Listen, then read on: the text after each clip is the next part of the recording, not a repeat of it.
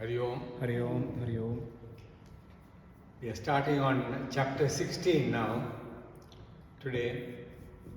So in the previous chapters, the inner personality of man was divided into three types: the sattvic, the rajasic, and the tamasic types, based on the inner moods of the personalities. Now, based on the outer manifestations, meaning the external behavior of the human beings, the people are divided again into three types based on their outer behavior. The first type is the divinely good. They are called the devas, the divinely good people. The second type are the diabolically fallen type, called the asuras. And the third type are the incorrigibly indifferent type, the rakshasas. Now in Sanskrit, sakshara means a well-educated and intelligent person. When somebody acts contrary to his intelligence and knowledge that he has, and acts in an animalistic manner, that person is called a rakshasa. Lord Krishna chooses not to discuss that type at all because spiritual development is not possible for that kind of a type. And unless that person goes through life, gets beaten down by the world and gets shattered by his own poor choices and indiscretions, and then comes to realize the folly of his behavior and then repents, that's when he can start spiritual development. So then the Lord gives elaborate description of the other two types, the divinely good, the devas, and the diabolically fallen, the asuras. Now he first takes the divinely good type and starts describing them. Now in chapter 13, there were 20 values of life that were described. Here in this chapter, the Lord shows us how a cultured person lives that Hindu way of life, living those values, meeting everyday challenges in life. And that's the description that's given here. The first characteristic of a divinely good person is abhaya, fearlessness. That's the first one. Now it is very significant that the Lord starts off with that fearlessness as the number one quality, mainly because fear comes out of avidya. It is out of our ignorance that we have fear. Once you have a knowledge of something, there is no fear associated because you know everything about that thing. So fear is a reflection of avidya.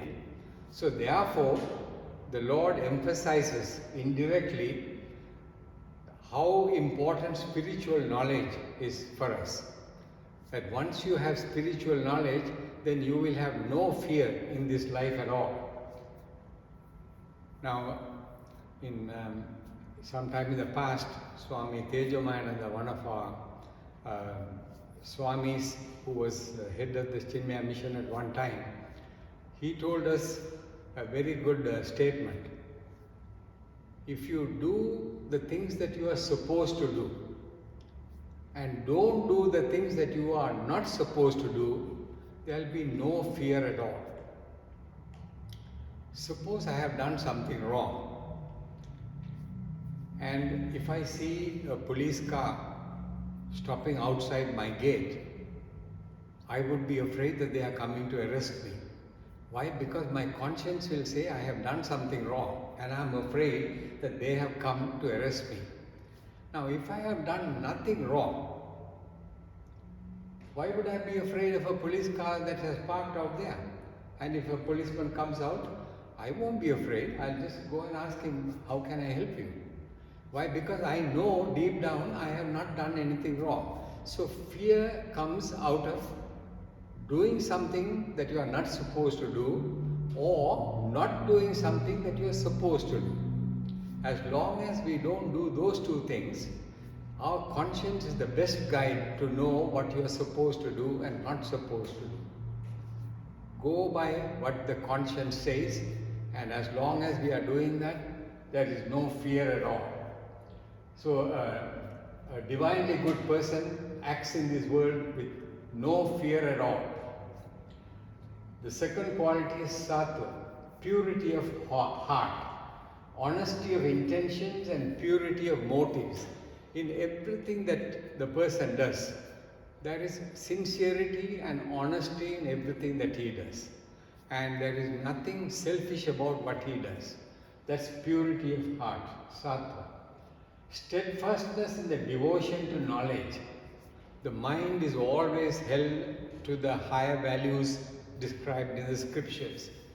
Now, in the past we have said that the mind always wants to attach itself to something. So if you want to detach from the worldly things, this clinging attachments to things and beings in this world, and to be tempted by everything that is going on, if you want to be detached from that, then you need to attach to the something higher. Now, how do you do that? Swami Tapovanam, our Swami Chinmayananda's guru, when he used to give talks in Uttarakashi, it will be out in the open air out there, and the villagers come to listen to his talks. Now once when he was giving a talk, one gentleman, had taken his glasses and put it in his pocket, and he was listening to the talk. A monkey from the tree came down quietly and lifted the glass and went right back onto the tree. Now the glasses were very precious those days and very expensive.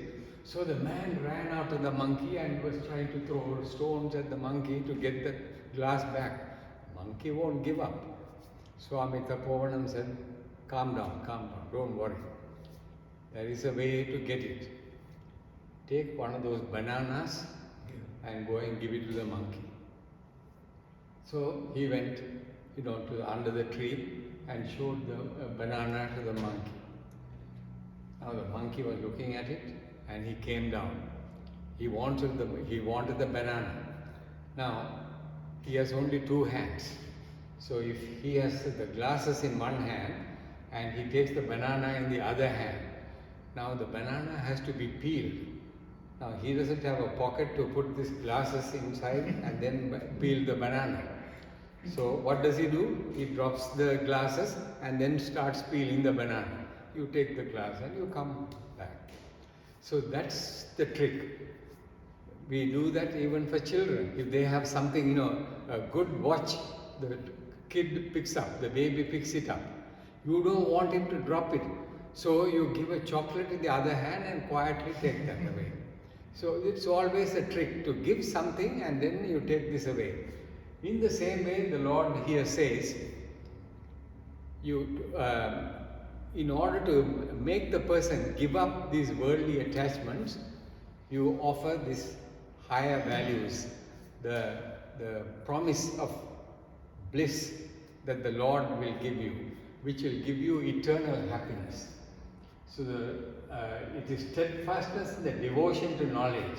The mind is held to higher values so that it is lifted away from the clinging attachments. The next one is charity. Charity comes from a sense of abundance. You cannot give charity without having plenty of it. And charity does not necessarily mean only giving money. You can give knowledge, and in order to give knowledge, you have to accumulate knowledge within yourself. Or you can give kindness and love to somebody. And for that, you need to have love and kindness within you. So it comes from a sense of abundance within yourself. There was a question that was asked, how do you decide when you have enough wealth? Who is a rich man? Is he a millionaire or a billionaire? Is a billionaire a rich man? What is the criteria to decide whether somebody is rich? They said the answer is, a rich man is one who does not want anything more. It can be he can have only $5 in his account, and yet if he doesn't want any more, he is a rich man. So he has that sense of abundance within himself. Not that he possesses all that, but he has that sense of abundance. So when you give charity out of that sense of abundance. And also, when you give, there is a sense of oneness between the giver and the receiver. You know, we frequently see when you are driving, especially in India or Sri Lanka or any place like that, there are beggars, begging for money. And from the car, you just throw the money. And they scramble to pick up the money. That is giving with no respect for the beggar. Giving also, there has to be respect for the person who is receiving. Why? Because that person who is receiving is none other than the Lord himself in a different form. I am the Lord in a different form. He is the same Lord in a different form. So what I am giving him is a thing that I am giving to that Lord who is in my heart. So there should be that oneness between me and the giver and the receiver. The capacity to restrain one's instinct to acquire and replace it with sacrifice. Sacrifice is another quality, but the sacrifice here means if I want to give something, I have to sacrifice whatever that I have. So little that I have, I am keeping it for my own selfish reason. I sacrifice that and then give it to somebody who I feel needs it more. So therefore, there is a sacrifice involved in charity. Sympathy, kindness is also and sharing knowledge are also charity. The next character is yagna. Yagna is devotional ritualism. It helps control your sense organs, and ritualistic devotion to the Lord is very important because you keep your mind calm and focused on the one object of your devotion. Swadhyaya. Swadhyaya is subjective study of the scriptures. It doesn't mean just by reading the scriptures and understanding it and having an intellectual concept of what you have read.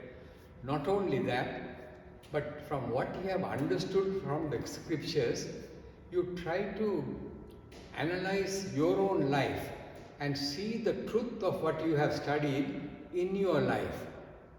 And that is Swadhyaya, where you really understand and apply that in everyday life, in your own experience. Subjective study of scriptures, not only intellectual appreciation, but realize its truth in one's own life. Tapa. Tapa is austerities. Austerities are to conserve wasteful energy and direct it to any nobler projects. That is tapa. Arjava, straightforwardness. If you are crooked in your thinking, you would always waste your energy into thinking how you could acquire this or get this and that, and go in a crooked manner.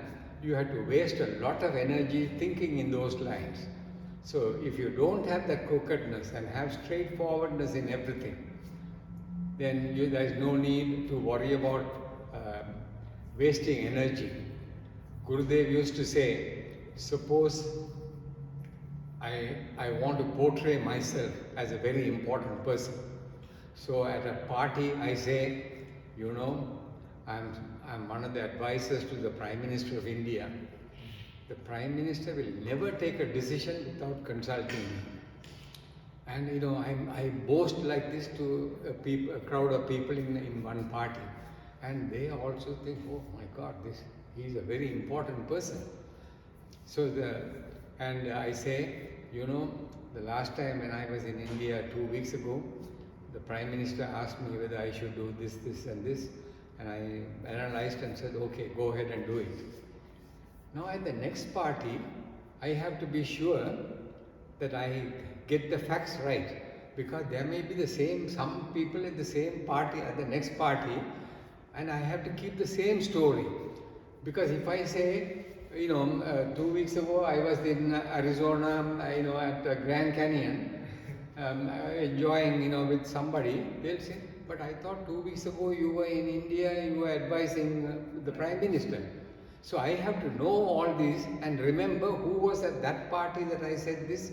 So it's a big chore for the mind to remember all these things. So where would there be any time or energy to think of the Lord? You would be only thinking of these kind of things. So this is the crookedness that you need to avoid. Ahimsa. Ahimsa is harmlessness. Ahimsa is not non-violence. Because violence is inevitable in physical form. Gurudev says, if there is an ant that is floating in water, in a glass of water, you don't want that ant to die, so you put your hand in under the water, get the ant and put it down. Now the next minute you might step on that ant. You don't know that. You don't have any intention of killing the ant, but it is there and you are walking and you step on it and you kill it. Unavoidable. That is done, that is taken care of by the Lord. But you, without any intention to kill, you act. In the same way, say if I am a soldier and I am defending my country, if I take a gun and shoot my enemy, I am not killing. I don't have any intention of killing them. I am only trying to protect the frontiers of my country. So I have no intention of killing.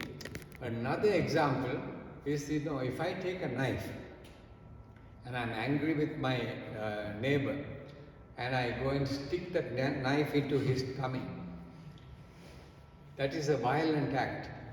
My intention is to hurt him. Now on the other hand, if I am a surgeon and there is a patient on the operating table, I take a knife and I am cutting the patient on his tummy. Let's say that person dies and this person also dies. But the surgeon who had cut the tummy and this patient dies, the surgeon is never accused of killing. Why? Because he had no intention of killing. His intention was actually to save that person, to make him feel better. But unfortunately, something happened and the Lord decided that the patient should die. Here, I am intending to kill that person. So the law even would not pardon me. They will take me to court and punish me. So it is your intention, not your action, but the intention behind your action that determines whether it is ahimsa or himsa. So ahimsa is that non-violence in your sense, in your idea.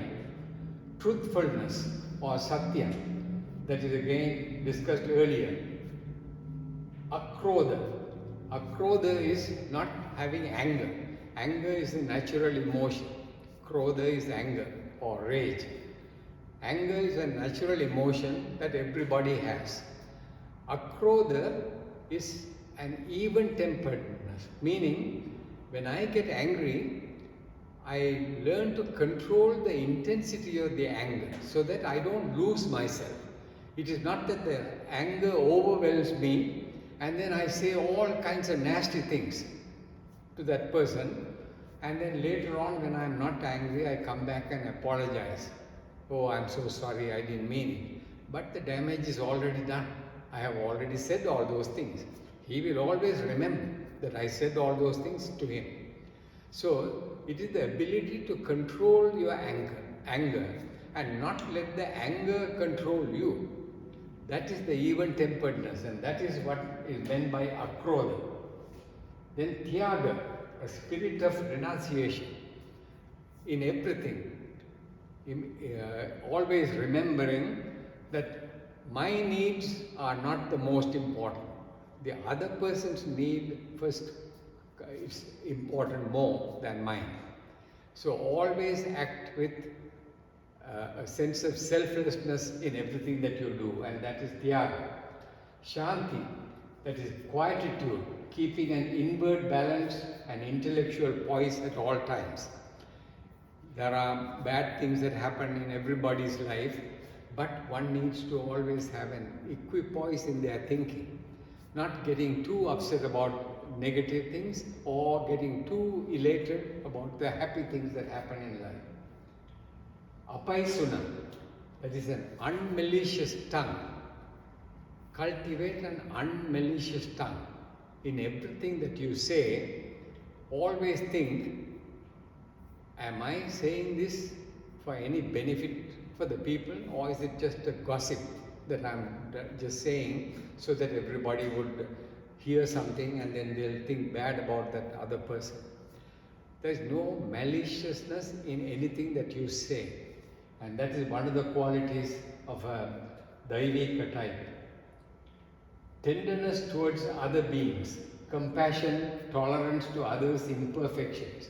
There are people who act negatively towards you. Let's say somebody comes and yells and screams at me.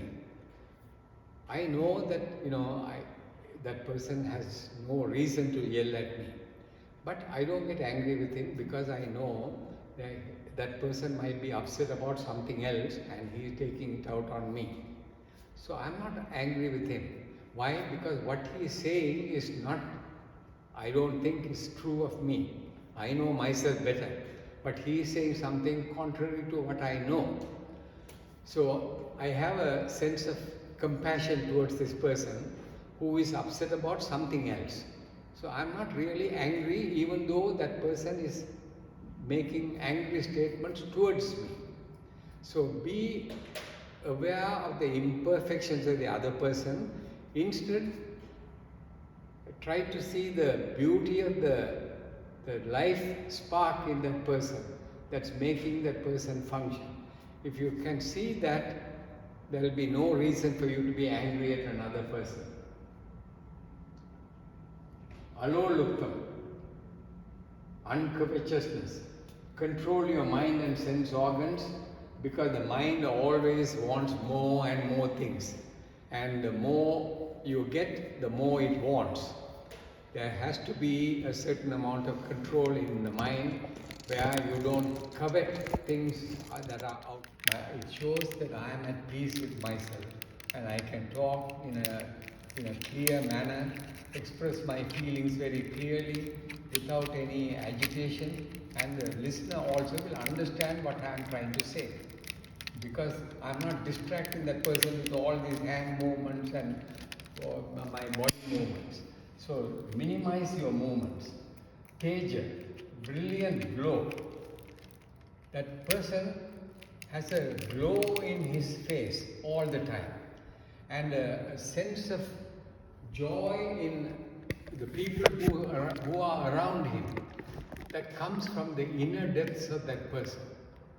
And that is, that's what we call, it creates a certain atmosphere around him. That's called the Teja.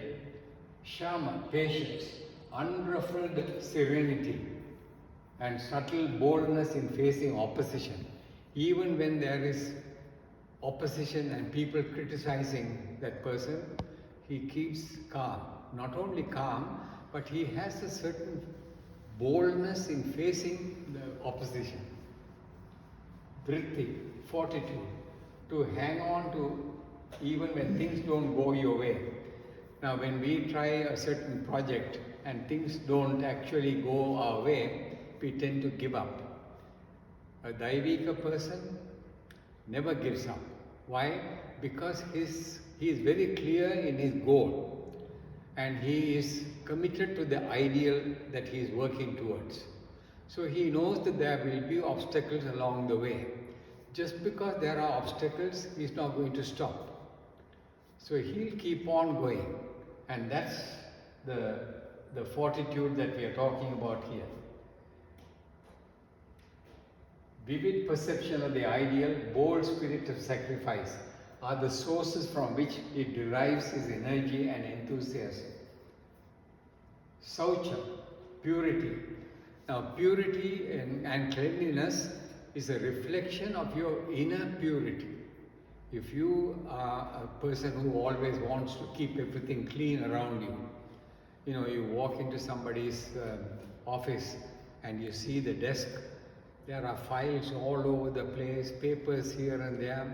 You ask him for something, he has to look into all those papers and pick out the paper, and it takes forever for him to pick the paper because everything is in a chaotic situation.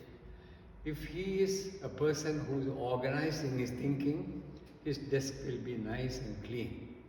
All the files that are finished are on one side, the things that need to be done are on another side. Everything is all sorted out in the right way. That reflects his thinking and how orderly his thinking is. So outer cleanliness and orderliness is a reflection of your inner cleanliness. Non-hatredness. This is another thing that we have talked about earlier. Gurudev says, don't love everybody. That's too much. Nobody asks you to love everybody because it is impossible. And also, if you love everybody, when you love somebody, there is also a sense of attachment. And you would want that person to do what you expect them to do. Like you love your family, you love your child, you love your wife. So you expect them to do what you want them to do. Whereas if you are just friendly with somebody,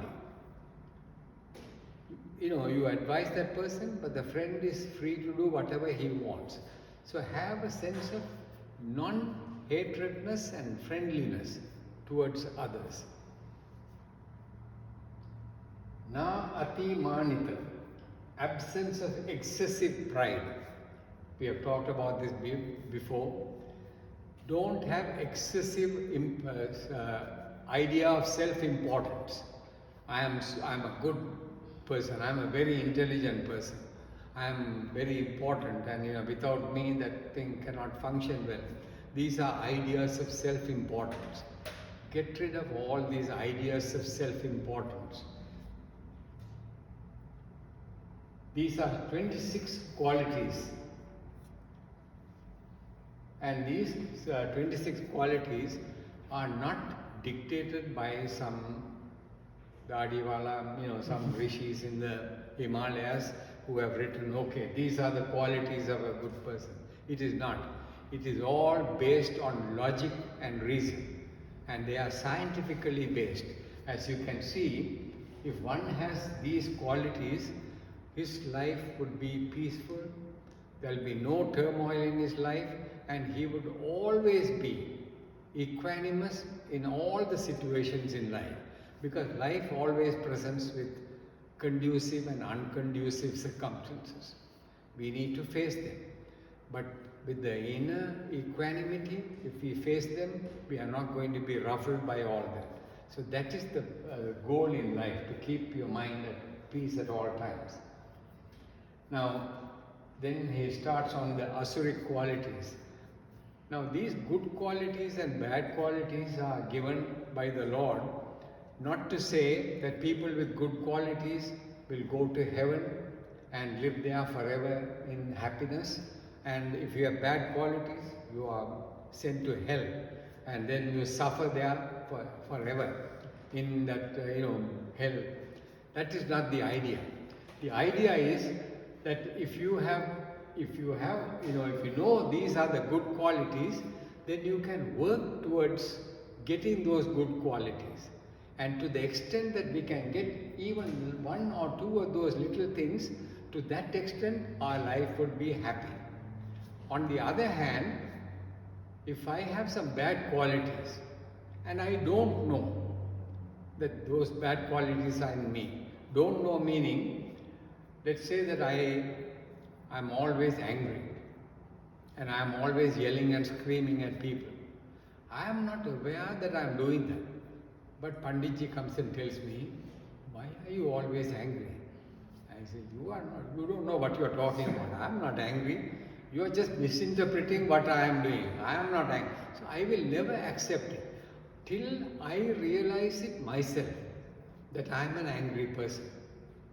So unless I realize it myself, and once I realize it, immediately I will change. Gurudev says, suppose I am walking around and everybody is looking at me, and I don't know why they are all looking at me. I'm just normally walking around, but everybody is looking at me. Then, Panditji tells me, there is a big white spot in the back of your shirt. So that's why everybody was looking at me. It is because, when I was walking out there, some bird had dropped its thing on my shirt. I didn't know that. As long as I didn't know it, I was peacefully walking around.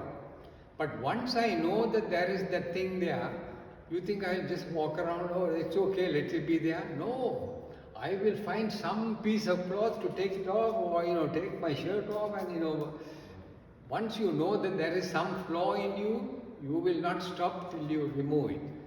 That's the idea of giving you all the bad qualities that you and I have. In fact, what the Lord is doing is He's showing a mirror to us so that we look at it and see ourselves. If this fits you, then you change it. So He starts off with the Asuric qualities. To know these is to be forewarned. First one is Damba, ostentatiousness, pretending to be righteous, and that's being hypocritical. I'm trying to be very, I come to the temple and every day in the morning before I go for work, I come to the temple and I pray. And people see that and they say, what a religious man. But deep down, I am the worst rascal that you can see. Why? I am just trying to show the world that I am a very righteous and religious person. But when I go out there, I am waiting to undercut anybody because I want more money. I'll do anything to get what I want. So this is the hypocrisy. Damba is one of the qualities, Asuric qualities. Darpa is arrogance, endless pride.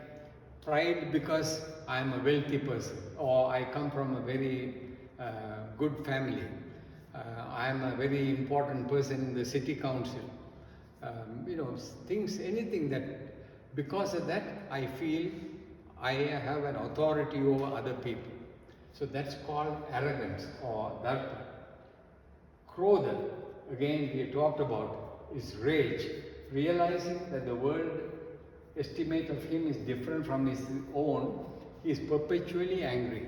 See, a person who thinks too much of himself always goes around as if he's the boss of everybody and he orders around. Naturally, he is very unpopular in the community. Nobody likes him.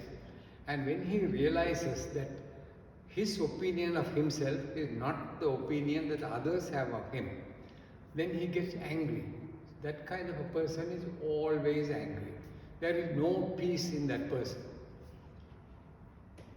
Krodha. The diabolically fallen is like a mirror covered by dust. So an Asuric person is not one who is the opposite of a good person. The Lord says, if there is a mirror that is covered by dust, the mirror is still good. It can still reflect light nicely. It's just that it is covered by dust. So you need to remove the dust. Once you remove the dust, the mirror will reflect the goodness. In the same way, An asuric person is not necessarily a bad person. He has all the goodness, but it is covered by all these negative qualities. So little by little, if you get rid of these negative qualities, the divine qualities will come out. Bad is only good misconstrued. False evaluation lead to wrong action. It starts with the idea of ignorance. Now the demonic person, that is this asuric one, when the Lord says he's demonic, when you talk about demons, we think it is somebody with claws and fire coming out of the mouth.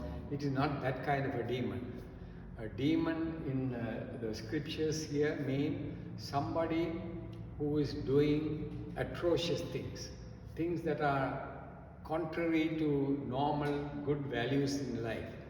That's the demonic qualities. So the Lord says the demonic knows not what to do and what to refrain from. A person who has that kind of qualities, which is what you and I are, we are all asuric type of people. We are not the divinely good, but we are trying to improve ourselves. In fact, Arjuna himself felt, after listening to all these good qualities, Arjuna felt, I am definitely not this type anyhow. So he was kind of depressed. And then the Lord says, these qualities are the ones that lead you to liberation. If you don't have these qualities, you will not get liberated. So Arjuna was totally disappointed that there's no hope for me. But the Lord says, don't worry. You are born to this quality. Why? Because everybody that you and I, the Lord gives us a guarantee. And our Gurudev also says that the very fact that we are seeking spiritual knowledge shows that we have that goodness in us. All we need to do is do a little bit extra, and then we would be like the Daivika type. So Lord also reassures Arjuna, don't worry, you will be like this. Put in a little bit more effort, because the goodness is already in you. Just try a little bit. So the demonic person does not know what to do and what not to do. He has no purity within or outside. Mind is undisciplined, and outwardly no decent behavior can come out. He is an utterly skeptical materialist who fails to recognize a permanent substratum. He doesn't think that there is anything divine about anything. Everything is an accident. Birth is an accident, death is an accident, everything, this life is there for me to enjoy. As long as I get things that I want, that's all that matters. And then the Lord says, they think, these demonic people, the Asuri type, they think this whole world is just a combination or a result of lust of their parents. Who am I? I am a product of the lust of my parents. When I think that way, I have no respect for my parents. I have no respect for myself, because I am just a byproduct of the lust of my parents.